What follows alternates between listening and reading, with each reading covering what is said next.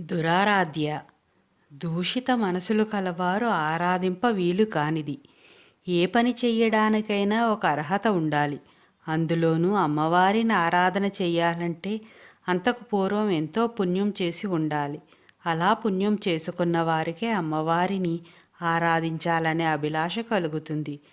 ఆదిశంకరులు సౌందర్యలహరిలోని శివశక్త్యా యుక్తో అన్న ప్రథమ శ్లోకంలోనే అనంతం స్తోతుం వా కథమకృత పుణ్య ప్రభవతి అన్న చివరి పాదంలో ఈ విధంగా అన్నారు.